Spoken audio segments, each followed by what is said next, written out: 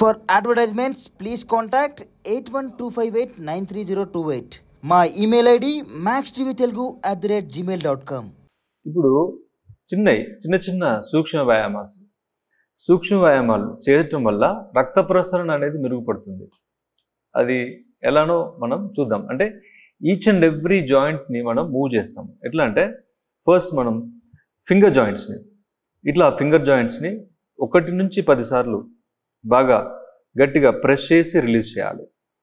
తర్వాత finger joints అయిపోయిన తర్వాత రిస్ట్ జాయింట్ ఇలా మనం రిస్ట్ జాయింట్ని పైకి కిందకి తీసుకోవాలి.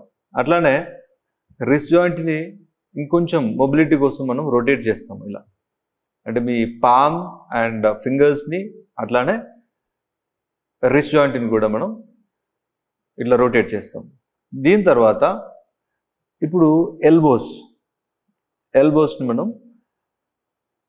ఓపెన్ చేసి క్లోజ్ చేసుకుంటాం. దీని తర్వాత షోల్డర్ జాయింట్ మొబిలిటీ, ఇవన్నీ కూడా చాలా చిన్నవి అండ్ వీటిని మనం సూక్ష్మ వ్యాయామాస్ అని పిలుస్తాము.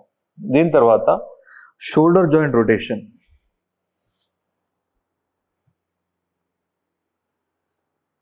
ఇట్లా మనం ఒక 10+10 చేస్తాం.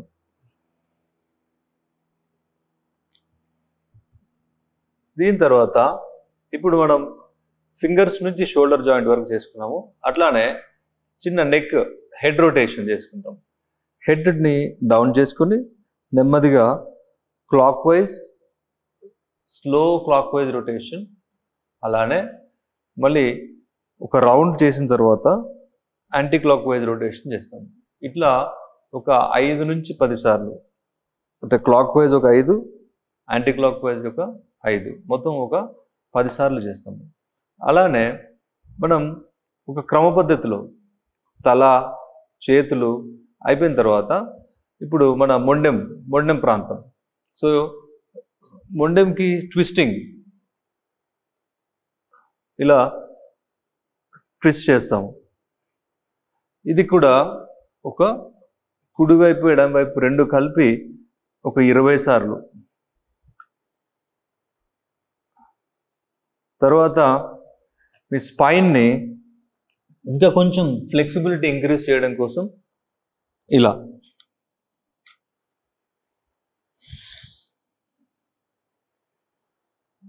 దీని తర్వాత మధ్యలోకి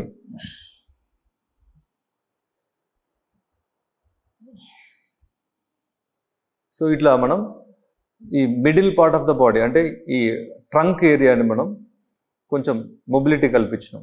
దాని తర్వాత 2 లెగ్స్ని అవుట్ చేసుకొని కుడికాల్ని ఇలా కుడివైపు చేసుకోవటం ఎల్ షేప్లో, అట్లానే మళ్ళీ దీన్ని మధ్యలోకి తీసుకొని ఎడమ కాల్ని ఎడమ వైపు తీసుకోవటం ఎల్ షేప్. సో దీన్ని కూడా మనం ఒక 10, ఇటు ఒక 10, అటు ఒక 10 సార్లు చేసుకుంటాం. దాని తర్వాత రైట్ నీ ఫోల్డ్ చేసుకోవాలి and then left knee fold చేసుకోవాలి.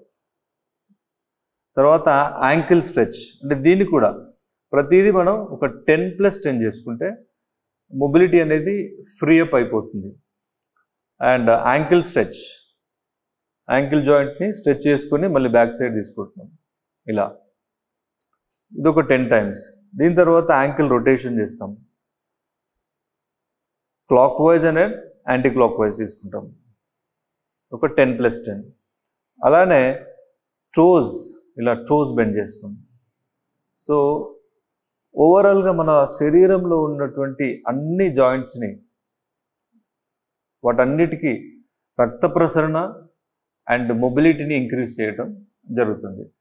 ఇంకా మనం కొంచెం ఎక్కువ మొబిలిటీ కలిగించాలంటే ఏం చేస్తామంటే లెగ్స్ని కొంచెం రైట్ సైడ్ అండ్ లెఫ్ట్ సైడ్ని స్ప్రెడ్ చేసుకొని 2 చేతుల్ని ఇలా తీసుకొని hands up and forward bending చేసుకుంటాం, అప్ అండ్ డౌన్. సో ఇట్లా ఒక 10 నుంచి 20 సార్లు చేసుకొని దీన్నే మనం ఏం చేస్తామంటే ఫార్వర్డ్ బెండింగ్ చేసుకోవచ్చు. ఇలా ఒక 10 టైమ్స్ అప్ అండ్ డౌన్స్ తీసుకోవాలి. సో ఇట్లా రకరకాల సూక్ష్మ వ్యాయామాలు మనం చేసుకోవచ్చు. సో ఫైనల్గా బటర్ఫ్లై చేసుకొని ఎండప్ చేసుకోవచ్చు. సో ముఖ్యంగా ఆర్థరైటిస్లో సూక్ష్మ వ్యాయామాలు అనేటివి చాలా అద్భుతంగా పనిచేస్తాయి.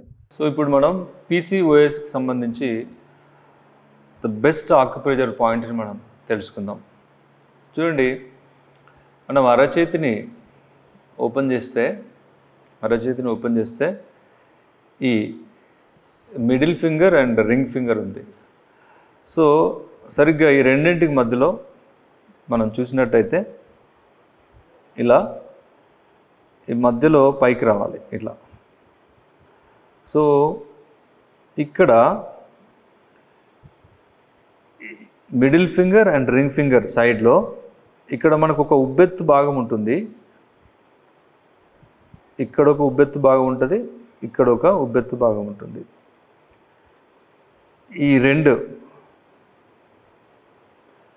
ఈ రెండు పాయింట్స్ని కనుక ఒక బఠానీ గింజ ప్లాస్టర్ వేసుకొని రెండు చేతులకి